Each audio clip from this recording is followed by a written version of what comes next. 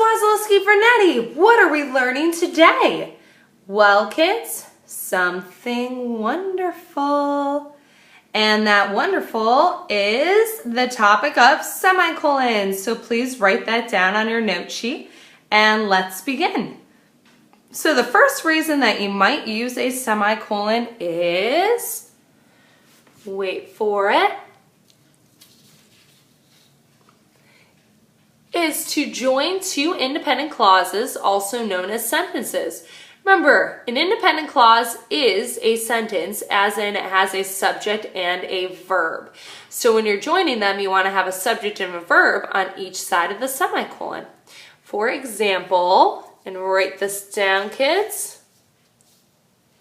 This novel is fantastic. Semicolon, it has wonderful imagery.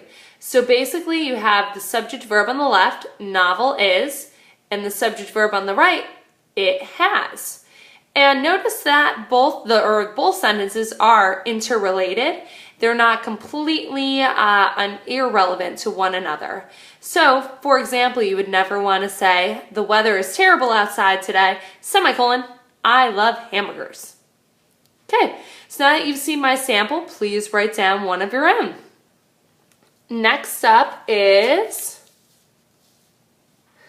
you might use a semicolon to join two independent clauses with a parenthetical expression. Remember, parenthetical expressions are words that make us sound smart, like therefore, of course, however, nevertheless, moreover.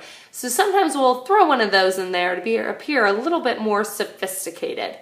Your sample sentence for that one is, this novel is historically inaccurate. Semicolon, however, it is well written.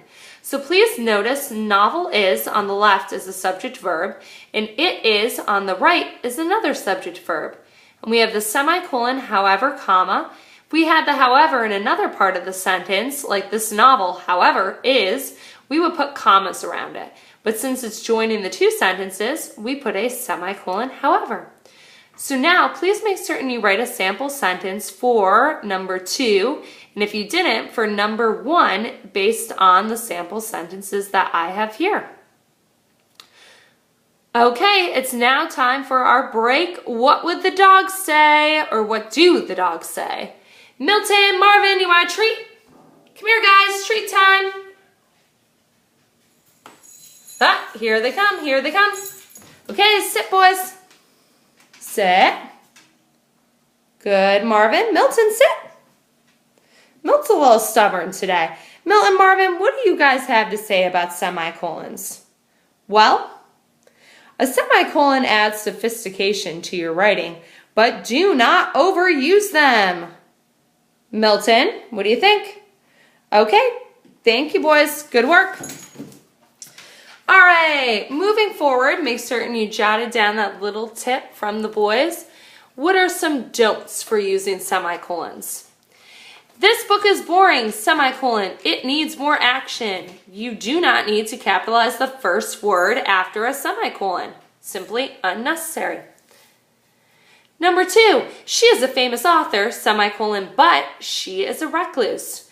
Don't use a conjunction after a semicolon, like for, and, nor, but, or, yet, so. Unnecessary. And 3, unless you are well-read, semicolon, you won't do well in life.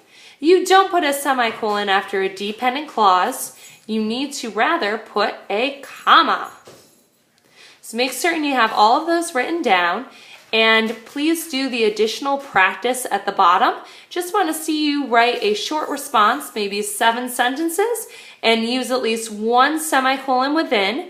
That has to just normal, and then 1 with a parenthetical expression, and include 3 of your vocabulary words. Well, kids, semicolons, weren't they wonderful? Have a good night and see you in the morning.